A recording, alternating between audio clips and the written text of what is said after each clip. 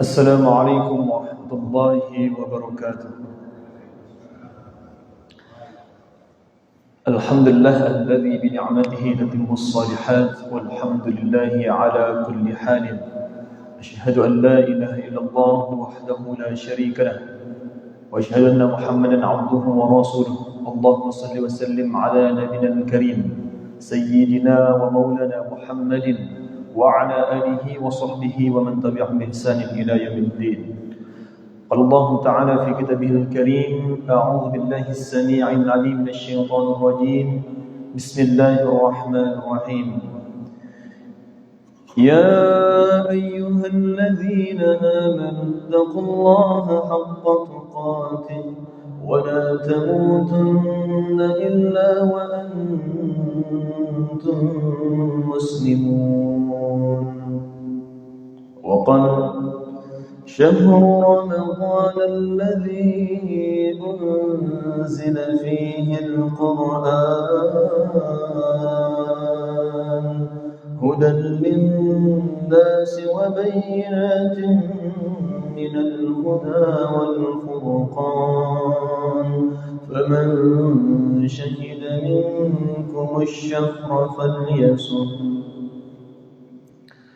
اللهم إني أسألك علما نافعا ورزقا طيبا وعملا متقبلا وأعوذ بك من علم لا ينفع. Tidak ada kata, ucapan atau apapun yang terbersit di dalam pikiran kita, yang ada di dalam benak kita, selain ucapan Alhamdulillah atas segala limpahan kenikmatan yang Allah berikan kepada kita semuanya, yang mana meskipun di dalam kelalaian, di dalam keadaan bermaksiat, Allah tidak pernah sedikit pun memutus kenikmatannya kepada kita semuanya. Sebagaimana Allah sebutkan, wa in ta'uddu ni'matallahi la tuhsuha. Jika kalian mencoba untuk menghitung nikmatku, tidak akan ada seorang pun yang mampu untuk mengkalkulasikan, menjumlahkan nikmat yang Allah limpahkan kepada kita semuanya. Tak terhenti sedikit pun. Meskipun dalam keadaan lalai, dalam keadaan bermaksiat, mungkin ketaatan kita belum maksimal, akan tetapi nikmat yang Allah limpahkan tidak pernah berhenti.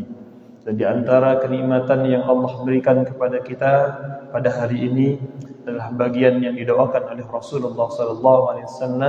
Kita hadir untuk menjalankan bagian dari kewajiban kita sebagai seorang muslim dan bagian dari ikhtiar kita untuk meningkatkan ketakwaan kita kepada Allah, yakni salat subuh secara berjamaah. Kemudian kita lanjutkan untuk mengkaji beberapa ayat dari ayat-ayat Allah, ayat-ayat cinta dari langit yang Allah turunkan sebagai bentuk cintanya Allah kepada kita.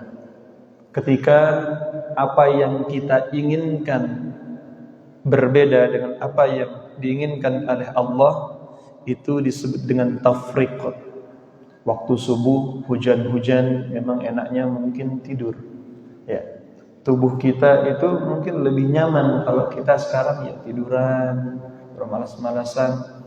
Itu keinginan dari syahwat atau nafsu, gejolak yang ada di dalam fisik kita. Enaknya begitu. Akan tetapi mampu kita lawan karena ada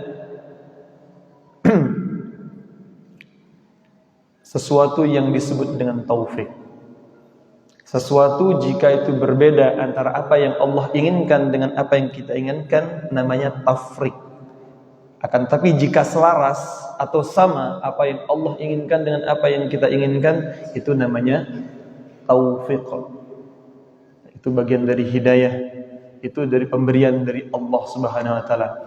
Mengapa kita bisa mendapatkan itu? Karena ada bagian dari kebaikan-kebaikan yang Allah terima sebelumnya, sebagaimana disebutkan oleh Ibnu Rajab yang ditulis oleh Imam Al-Ghazali di dalam kitab Ayyuhal Walad, bahwasanya min saubul hasanah hasanatu ba'daha. Balasan kebaikan adalah kebaikan berikutnya. Wa min saubus sayyi'at sayyi'atu ba'daha. Dan balasan keburukan adalah keburukan berikutnya. Insyaallah Ramadan akan tiba, bulan yang dirindukan. Sebagaimana para sahabat itu meminta dan mempersiapkan bulan Ramadan, menyambut bulan Ramadan justru 6 bulan sebelumnya. Apakah 6 hari yang lalu kita sudah mempersiapkan bulan Ramadan? Mungkin kita hanya euforia, senang dengan apa di bulan Ramadan. Mungkin ada yang suka dengan bulan Ramadan karena euforianya saja, akan tapi tidak memahami makna secara mendalam apa yang terkandung di dalam bulan Ramadan. Bulan Ramadan itu dimuliakan oleh Allah, salah satunya karena di dalamnya Allah turunkan Al-Quran. Bulan yang mulia, bulan yang diagungkan oleh Allah, karena cintanya Allah, Allah turunkan di situ. Sebagaimana tadi saya sebutkan di dalam surat Al-Baqarah ayat 185, Syahrul Ramadan alladzi unzila fihi al-Quran. Bulan Ramadan itu turun di dalamnya Al-Quran, yang mana Al-Quran ini adalah sesuatu yang paling berharga di dalam hidup seorang mukmin. Jika kita tanyakan hari ini, detik ini, di dalam hati kita, apa yang paling berharga di dalam hidup kita?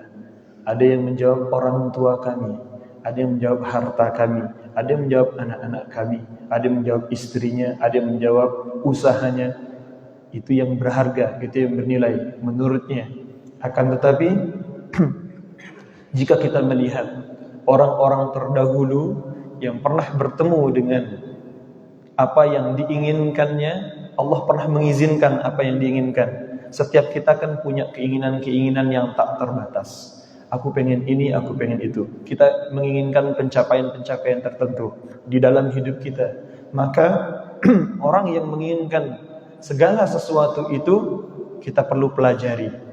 Dalam kehidupan kita itu ada masa-masa, ada waktu-waktu yang dilalui. Maka di dalam Al-Quran penyebutan tentang waktu itu berbeda-beda. Ada yang disebut dengan ad-dahr, yaitu masa yang mana belum pernah disebutkan waktunya. Misalnya di antara kita ada yang lahir tahun 1970, 1960, 1980, dan sekian-sekian. Masa-masa sebelumnya itu disebut dengan ad-dahr, atau waktu atau masa yang dilalui setelahnya. Misalnya ada yang meninggal di tahun 2030 nantinya. Setelah 2030 itu namanya ad-dahr. Waktu yang belum pernah disebutkan atau belum pernah kita lalui. Oleh karenanya Allah sebutkan di dalam surat Al-Insan, hal ata 'alal insani hinun minad dahr. Bukankah telah datang kepada manusia itu di mana masa yang belum pernah disebutkan namanya. Itu namanya ad-dahr. Kemudian ada juga yang disebut dengan al-'asr. Al-'asr terjemahannya mungkin waktu. Ya, akan tapi al-'asr secara jelas terperinci secara bahasa, al-'asr itu artinya perasan. Sesuatu yang diperas atau jus. Ya. Kalau secara istilah al-'asr itu artinya adalah masa yang dilalui oleh sesuatu. Misalnya di antara kita ada yang lahir tahun 1990, kemudian meninggal tahun 1924. Maka antara 90 sampai 24 itu disebut dengan al-'asr, masa yang dilalui oleh sesuatu. Batasnya disebut dengan al-ajal, batas dari waktu yang ditemui itu namanya ajal. Misalnya ada gelas, ya, dibuat tahun 2000, kesenggol di tahun 2024, pecah, maka ajalnya itu. Likulli ummatin ajal. Setiap umat, setiap sesuatu itu punya batasan, punya ajal. Kemudian ada juga disebut dengan al-waqtu, yaitu masa yang dilalui untuk menyelesaikan sesuatu atau pekerjaan. Itu al-waktu. Misalnya waktu sholat subuh dari jam sekian sampai jam sekian. Waktu sholat asar jam sekian sampai jam sekian. Itu namanya al-waktu. Akan tetapi di dalam Al-Quran, dari sekian nama waktu itu Allah bersumpah demi al-asr tadi. Bahkan asr itu juga disebut sebagai nama waktu sholat atau sebutan waktu-waktu asar. Waktu di mana seseorang itu memeras apa? Memeras keringat. Kalau misalnya buah itu diperas jadi jus, bahasa Arabnya itu al-asr. Asyrabul asr, minum jus, minum perasan. Maka di waktu asar itu adalah kata ulama waktu di mana orang memeras keringat, di mana waktu itu orang mengetahui hasil apa yang dikerjakan selama satu hari.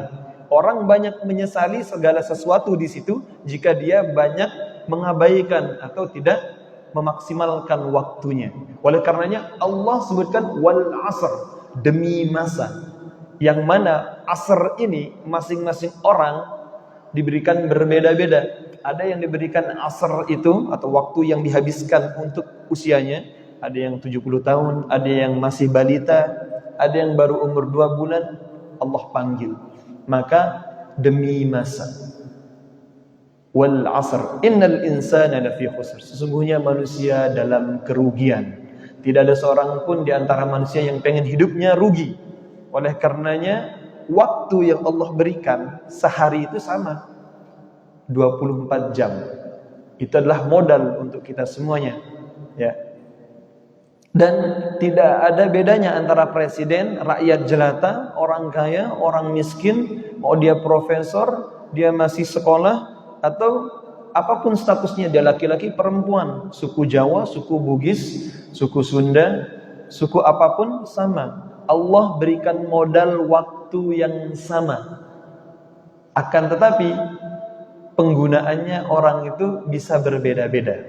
Modal terbesar dalam hidup kita itu adalah waktu. Uang yang habis, harta yang hilang, keluarga saudara, ya, uang habis masih bisa dicari, harta begitu pun, ya, masih bisa dicari, masih bisa diusahakan. Orang tua kita meninggal sudah, bukan berarti sudah tidak ada, hanya berpindah tempat saja. Termasuk harta kita, hanya berpindah tempat, Allah akan gantikan dengan yang lebih baik. Dulu kita pernah punya pakaian yang kita sangat sayang, punya kendaraan, punya mobil, punya apapun, pernah kita sayang itu, akan tapi berpindah. Bisa jadi berpindah kepemilikan atau berpindah tempat atau hilang, akan tapi Allah akan gantikan dengan yang lebih baik lagi. Itu pasti. Dan semua itu masih bisa dicari. Akan tetapi waktu kalau sudah terlewat tidak akan kembali. Dan sebanyak apapun harta kita, uang kita untuk mengganti atau menukar atau untuk membeli waktu, tidak ada seorang pun yang akan mampu. Maka dengan waktu itu banyak orang yang menyesali hidupnya. Karena apa? Disebutkan bahkan orang-orang yang melakukan ketaatan itu pun akan menyesali waktu-waktu yang ia lalui karena dia merasa tidak maksimal. Orang taat nih, kita sholat subuh, kita ngaji, kita baca Al-Quran, sholat tahajud, itu pun akan disesali nantinya. Mengapa dia sesali? Dia mengatakan, kenapa aku beri ibadah hanya sekian, padahal aku bisa maksimalkan atau bisa aku tambah. Oleh karena itu akan disesali nantinya orang-orang yang pernah melakukan amal ibadah dalam bentuk apapun itu. Sampai-sampai Allah abadikan di dalam surat Al-Mu'minun ayat 99 ayat 100. Mereka mengatakan dan mereka menjerit, berteriak, mengemis sama Allah. Untuk apa? Untuk diberikan waktu lagi. Apa yang mereka katakan? Mereka berteriak dan menjerit mengatakan, a'udzubillahi minasyaitonir rajim. Qala rabbi irji'un la'alli a'mal salihan fima tarak. Ya Allah, kembalikan aku ke muka bumi. La'alli a'mal salihan fima tarak. Aku akan beramal soleh sebagaimana yang aku tinggalkan dulu. Apa jawaban malaikat? Omong kosong. Kamu baru saja datang dari dunia, diberikan waktu. Sekarang kamu minta waktu lagi. Itu omong kosong. Baru saja kamu diberikan waktu untuk dimaksimalkan. Tapi apa yang dilakukan? Cabut nyawanya. Mereka menjerit berteriak. Allah abadikan dalam surat Al-Munafiqun ayat 10. Mereka berteriak dan menangis mengatakan, laula akhartani ila ajalin qarib. Ya Allah, sekiranya Engkau mau menunda kematianku sebentar saja ya Allah, sedikit saja. Fa asaddaq wa akun minas salihin. Maka aku akan bersedekah. Dia melihat apa yang dimiliki berupa harta, jabatan, apapun yang ia usahakan selama ini, ternyata sia-sia semuanya. Gak ada yang bermanfaat. Ya. Dia mengumpulkan keluarganya, dia mengumpulkan harta, jabatan, banyak aset di dunianya. Ternyata tidak ada satupun yang bermanfaat kecuali amal solehnya. Maka yang diminta adalah bersedekah. Ya. Dia menginginkan amal jari. Itu yang diinginkan oleh orang-orang yang sudah mati. Jangan sampai orang-orang yang pernah dulu diberikan oleh Allah apa yang diinginkan. Misalnya Qarun itu adalah orang yang sangat kaya. Allah mampukan dia ya, diberikan harta yang sangat banyak. Sampai-sampai 70.000 orang mengangkat kunci perbendaharaannya. Yang ngangkat kuncinya saja itu 70.000 orang. Dan kuncinya itu dari emas. Bayangkan. Ini toko emas kan gak sampai 70.000 orang yang ngangkat emasnya. Ini kuncinya saja itu dari emas. Kunci perbendaharaannya. Saking kayanya. Apa yang diinginkan Qarun? Sama. Pengen hidup lagi untuk apa? Bersedekah. Karena harta yang dimiliki ya cukup 2 saja. Ya. Harta kita ini yang sekarang ini statusnya cuma 2. Kalau halal memberatkan hisab. Kalau haram memberatkan azab. Udah nggak ada yang lain. Harta kita cuma itu saja. Ya. Makanya kalau misalnya ibu-ibu punya koleksi gamis, punya koleksi baju yang sangat banyak, itu perhitungkan saja nanti. Tanyakan. Itu tidak pasti akan dimintai pertanggungjawaban oleh Allah nanti. Kalau misalnya sampai nganggur gitu, ya sudah buat baksos kayak ada pondok tahfidz Al-Qalam itu biasanya Masya Allah beliau itu mereka buat baksos, kumpulkan barang-barang yang masih bagus, layak pakai, kemudian nanti dilelang, dijual untuk pembangunan tahfidz. Itu lebih bermanfaat, Masya Allah. Itu mereka misalnya ada ibu-ibu yang punya gamis masih bagus memang akan, tapi mungkin sudah nggak terpakai. Dalam artian sudah kebanyakan. Ya, ini misalnya jangan punya 12 style atau bahkan ada yang punya 20. Pernah ada orang itu punya sampai 120 style baju. Itu dipakainya kapan? Kalau setiap hari gitu kan. Dipakai itu. Setengah tahun itu dipakai. Kalau misalnya setengah tahun nggak ganti baju, maksudnya nggak nyuci itu ya, ganti bajunya itu. Akan tapi ternyata baju yang dipakai itu aja. Yang lainnya digantung gitu. Daripada nggak kepakai kan.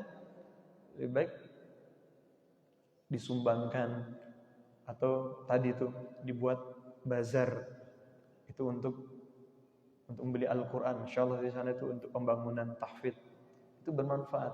Nanti di akhirat dia bisa mempertanggungjawabkan ke Allah, ya Allah, dia aku gunakan untuk ini dulu. Waktunya maksimal. Mengapa kita butuh mengisi waktu-waktu kita ini dengan sesuatu yang bermanfaat? Karena jika ada amal yang diterima oleh Allah, Allah akan mudahkan untuk amal berikutnya. Setan itu cerdik. Ya, bulan Ramadan nanti ketika datang, start kita yang dirusak. Jadi 10 awal Ramadan itu dirusak. Kata setan, sudahlah, gak usah terlalu ngoyo-ngoyo, gak usah terlalu menggebu-gebu. Yang kamu cari kan Lailatul Qadar, dan itu nanti di 10 hari terakhir. Sekarang santai dulu. Udahlah baca Al-Quran sebisanya saja. Toh juga baru awal-awal Ramadan. Males-malesan. Dibuat begitu. Itu setan merusak start. Sebelum datang bulan Ramadan, bulan Sya'ban itu harus kita maksimalkan. Begitupun maksimalnya bulan Sya'ban ini tergantung pada bulan Rajab kemarin. Oleh karenanya jangan sampai kita bercita-cita Ramadan kita akan maksimal kalau Sya'ban ini belum kita maksimalkan. Artinya, hari esok itu bisa maksimal kalau kita bisa maksimalkan waktu sekarang. Jelas rumusnya. Kebaikan yang kita lakukan sekarang, kita akan mendatangkan kebaikan berikutnya. Dan itu adalah ciri-ciri amal yang diterima. Allah kalau sudah menerima amal kita, ciri-cirinya satu. Ya, Allah akan mudahkan untuk kita lakukan amal berikutnya. Tadi kita bisa sholat subuh, bangun subuh itu kenapa? Karena ada ketaatan yang diterima oleh Allah sebelumnya. Tidaklah ketaatan itu gagal dilakukan oleh seseorang kecuali apa? Ada kemaksiatan yang dilakukan sebelumnya. Karena kemaksiatan itu merusak kenikmatan ibadah. Ya, ada orang bermaksiat itu kenikmatan ibadahnya berkurang. Ketaatan itu punya kenikmatan sebagaimana kemaksiatan juga punya kenikmatan, sama-sama punya kenikmatan. Ya. Artinya apa? Orang yang menikmati maksiat tidak akan mampu menikmati yang namanya ibadah. Sekarang misalnya nih, kita sambil ngaji. Kalau kita mampu menikmati, itu tandanya bahwasanya tidak ada kemaksiatan yang sedang kita lakukan. Akan tapi kalau masih ada kemaksiatan yang dilakukan, itu nanti yang membuat seseorang itu ngantuk tuh dalam melakukan ketaatan. Oleh karenanya, karena kita memberikan ruang pada setan. Ya. Dan Ramadan itu spesialnya nanti ada ibadah yang disebut dengan siyam. Apa itu siyam? Dari kata soma, aktivitasnya yang mungkin kita semuanya ketahui, menahan lapar, dahaga dan haus, ya, dan tidak berhubungan antara suami istri di siang hari. Soma yasumu siyaman, itu sebenarnya makna asalnya adalah menahan diri dari gejolak syahwat, gejolak keinginan-keinginan. Menahan, padahal mampu. Bisa saja kan kita minum kalau kita haus, akan tapi kita diperintahkan untuk menahan. Orang punya istri, punya suami, pengen menyalurkan kebutuhan biologisnya misalnya gitu. Bisa saja mampu, tapi diperintahkan untuk menahan. Allah perintahkan itu untuk kebutuhan kita. Sama seperti orang yang sekolah, diberikan tugas sekolah atau kuliah, disuruh diminta untuk buat makalah atau skripsi atau tesis misalnya begitu. Itu kan untuk siapa? Untuk mahasiswanya, bukan untuk dosennya. Kebutuhan itu untuk pribadinya. Kalau seandainya ada sekolah atau kuliah tidak diwajibkan, ya memilih untuk tidak melakukan. Atau misalnya jangan bekerja, terus dikasih pilihan, ya mungkin yang wajib hari Senin saja bekerja, hari Selasa sampai Sabtu nggak usah kerja, tapi gajinya full. Milih yang mana? Milih kerja Senin saja kan. Yang lainnya terserah mau kerja atau enggak misalnya begitu. Ya kita akan milih yang paling ringan. Akan tapi itu bagian dari kebutuhan. Maka Allah perintahkan, ya, kutiba alaikumussyam kama kutiba 'alal ladzina min qablikum, sebagaimana diwajibkan atas umat-umat terdahulu. Nabi Adam dulu berpuasa selama diturunkan ke bumi sampai ia bertemu dengan Hawa.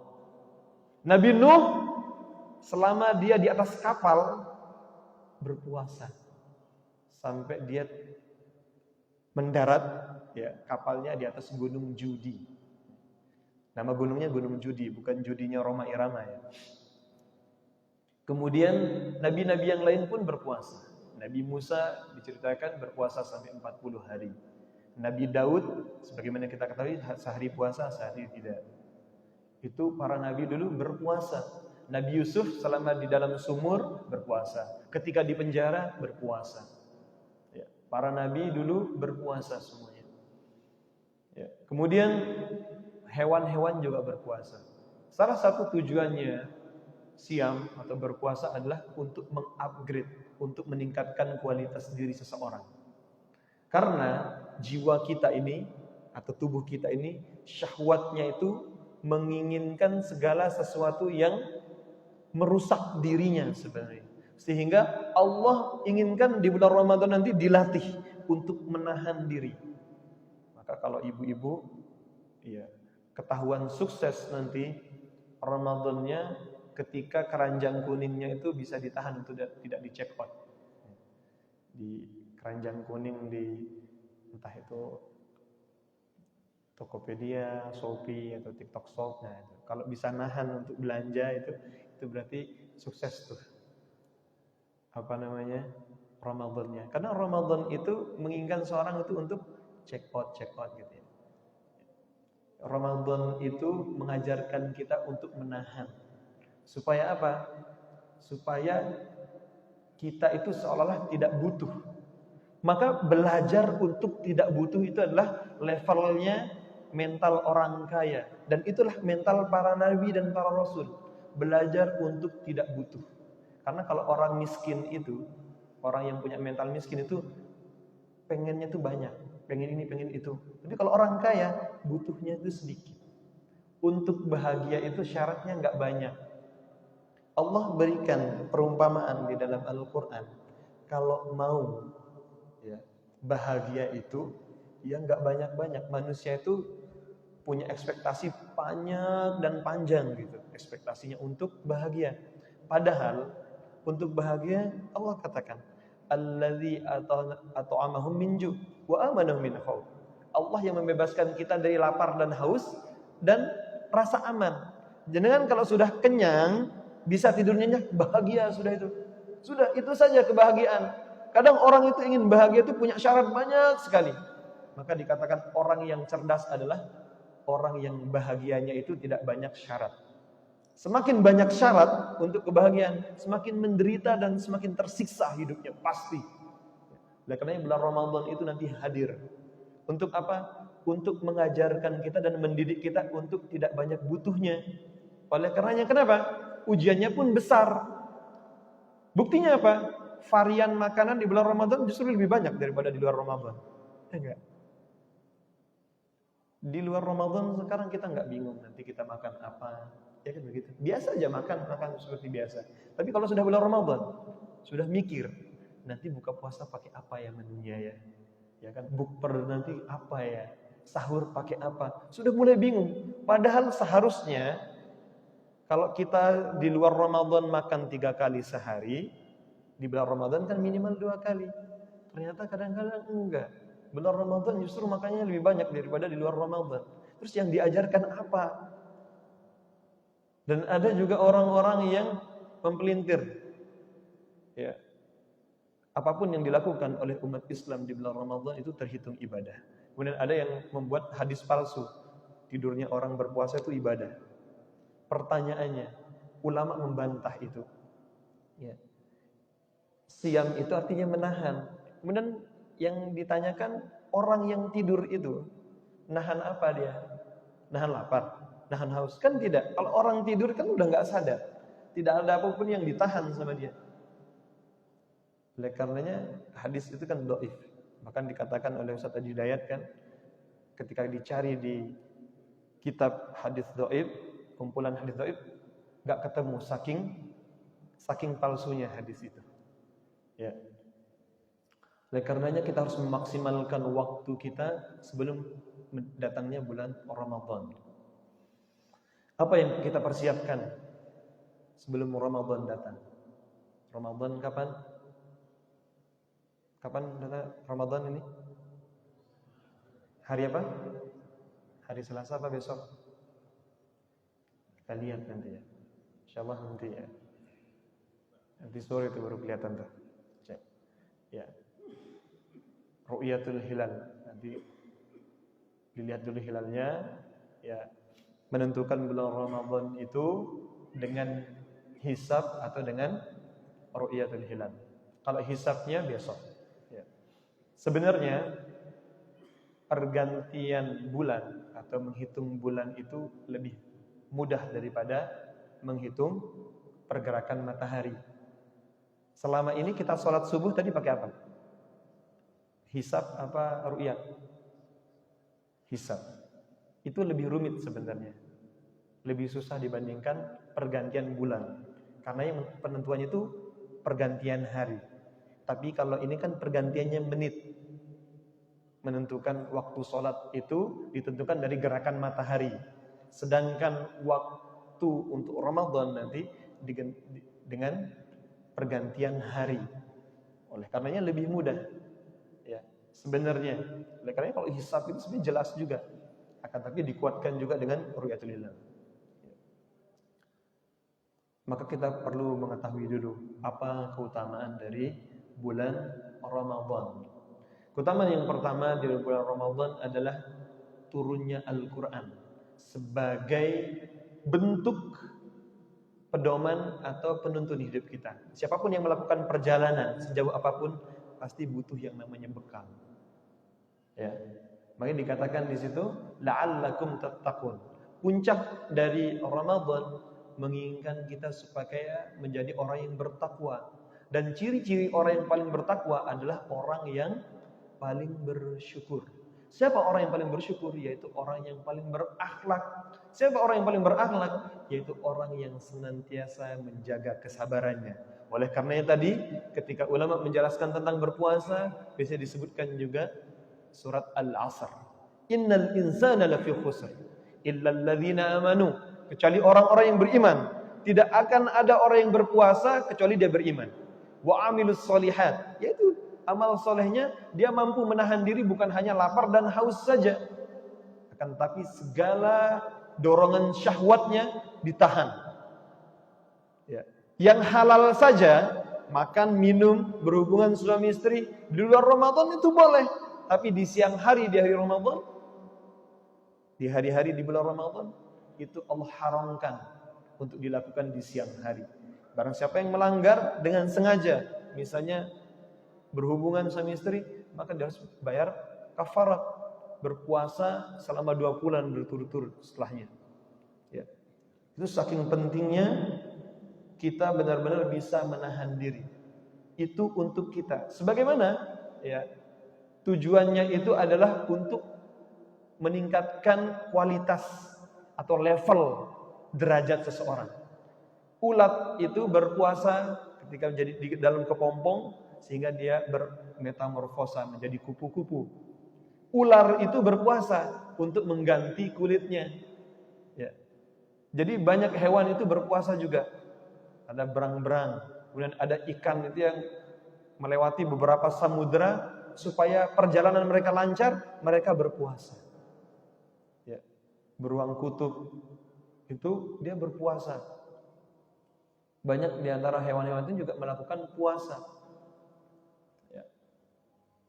Salah satu tujuannya adalah untuk bersyukur kepada Allah Subhanahu wa taala. Dan itulah kebutuhan kita. Kalau secara medis kenapa kita berpuasa? Jawabannya satu, karena kita masih makan. Selama ini kita makan dan itu sangat memberatkan kerja dari organ kita.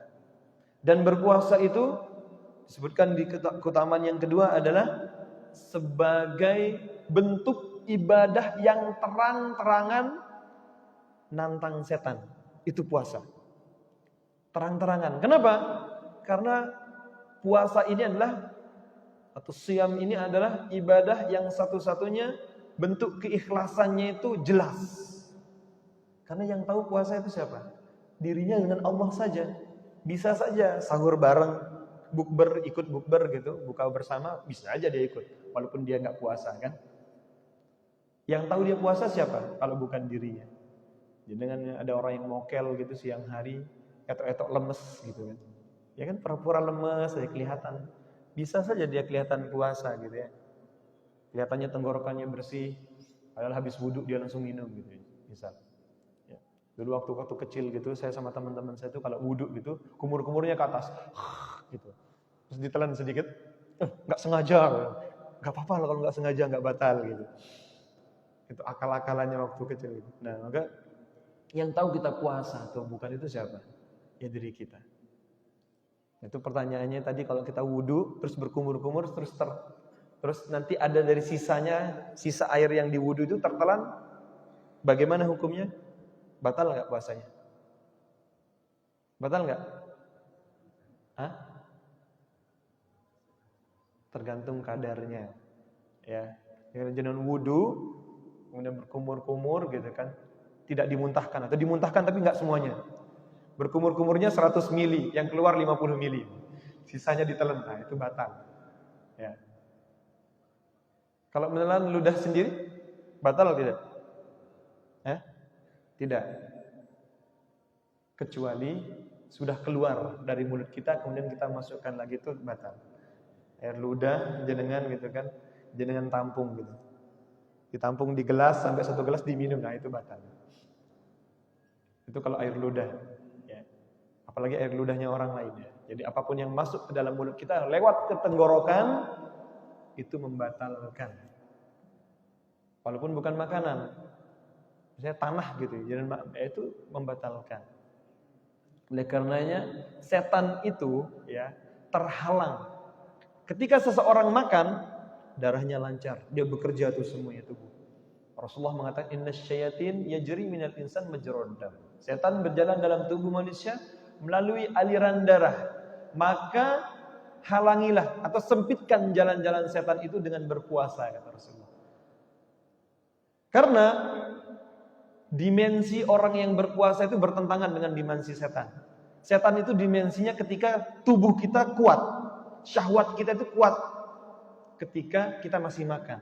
Jadi ketika kita sudah berpuasa, menahan untuk tidak makan selama 8 jam, insyaallah syahwatnya pun menurun. Kan enggak kober mau ngapa-ngapain. Kalau udah lemes gitu ya. Itulah setan itu meningkatkan syahwat ketika kita kenyang. Ketika lapar, maka dimensi setan itu turun. Oleh karenanya berpuasa itu merusak dimensi setan. Oleh karena Rasulullah SAW juga bersabda, "Idza jaa Ramadan futihat abwabul jannah." Ketika datang bulan Ramadan, Allah buka pintu surga. Ya. Wa ghulliqat abwabun nar, dan ditutup pintu neraka, ya. Wa suffidatis syayatin, dan setan-setan terbelenggu. Apa maksudnya?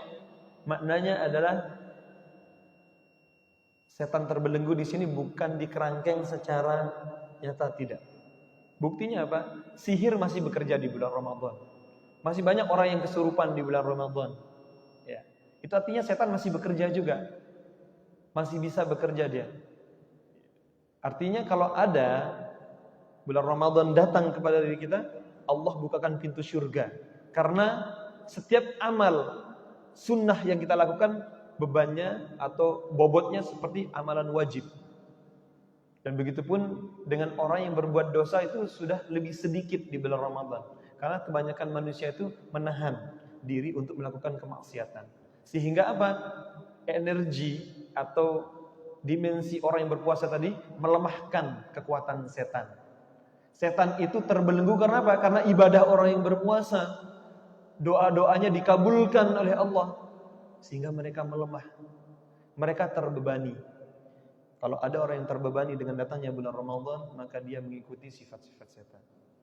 Karena setan saja yang terbebani dengan datangnya bulan Ramadan. Kemudian yang ketiga, di dalamnya terdapat malam yang mulia, yaitu malam Lailatul Qadar. Seandainya kita usianya sekarang ada yang sudah 60, 70, 80 tahun, maka kesempatan di bulan Ramadan semoga Allah berikan kita rizki, ya, sampai akhir bulan Ramadan nanti dan kita bertemu dengan malam Lailatul Qadar. Karena ketika kita beribadah di situ seakan-akan kita mendapatkan 83 tahun, bayangkan. Seolah-olah beribadah 83 tahun.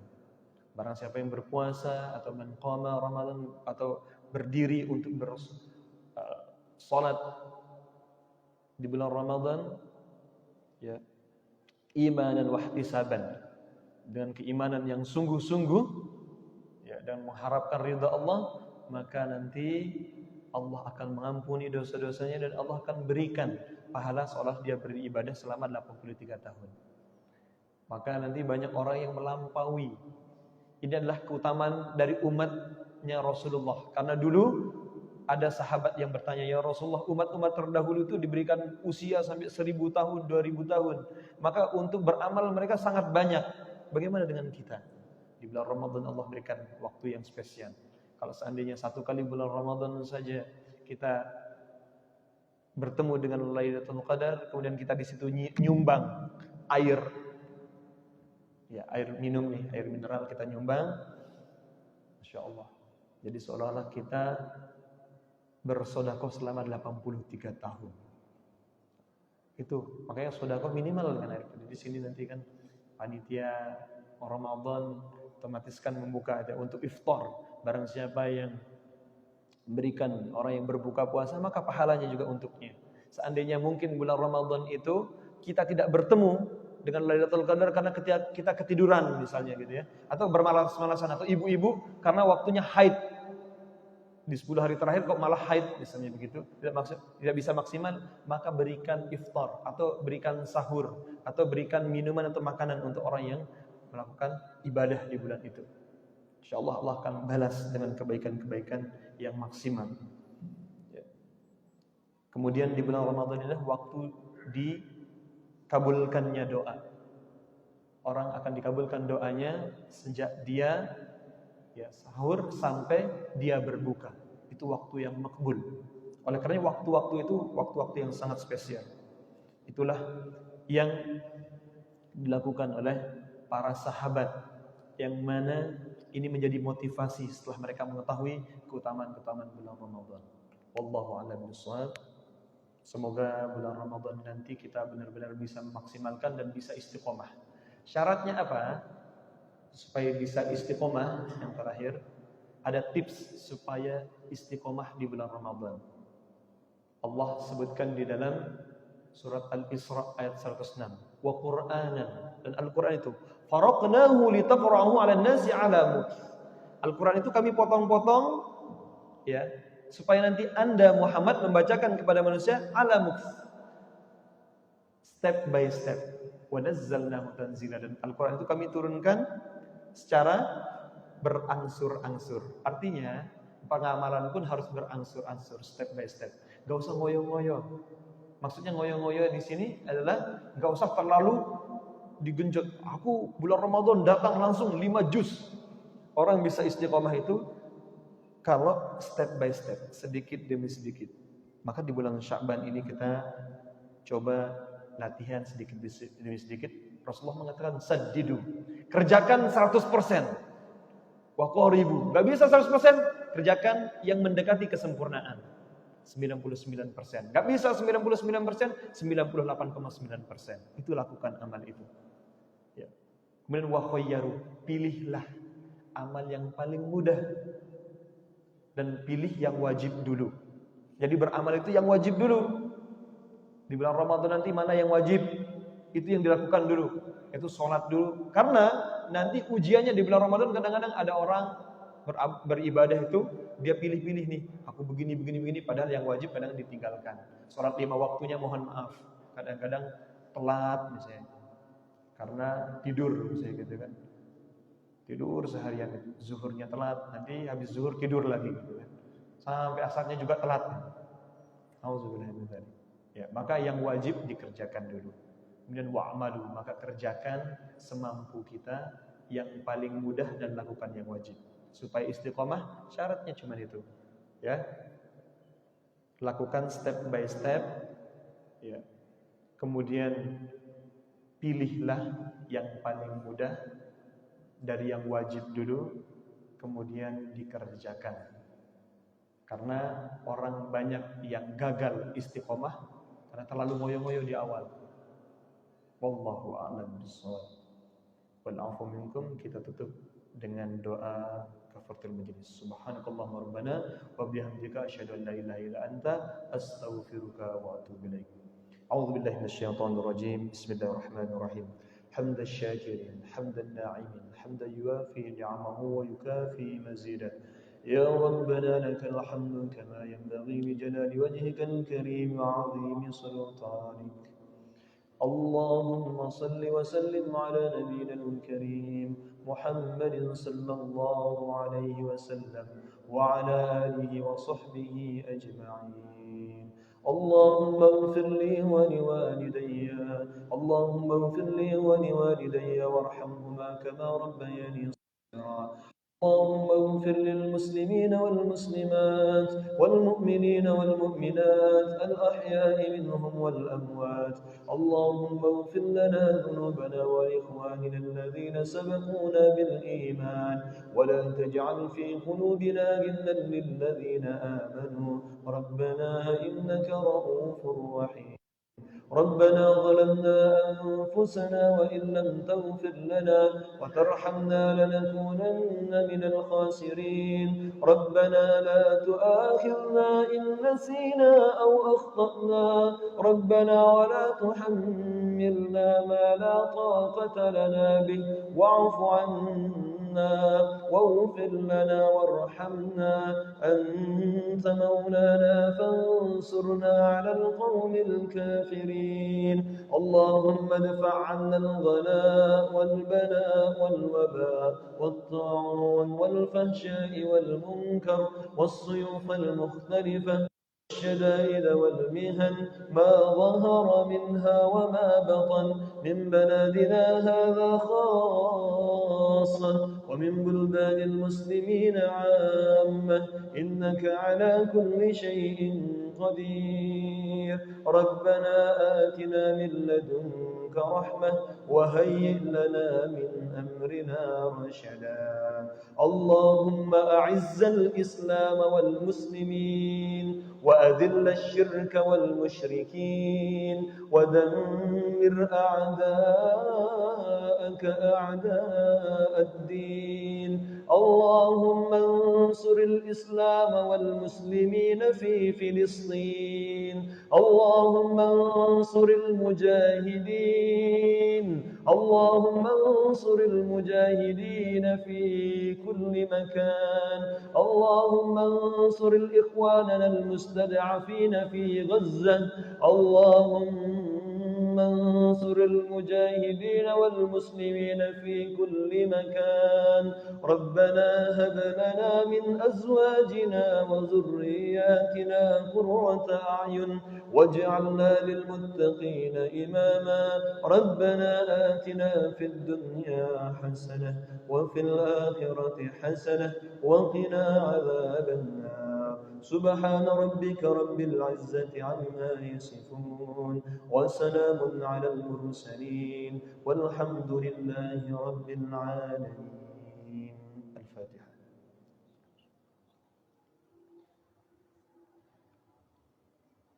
والعفو منكم، والسلام عليكم ورحمة الله وبركاته.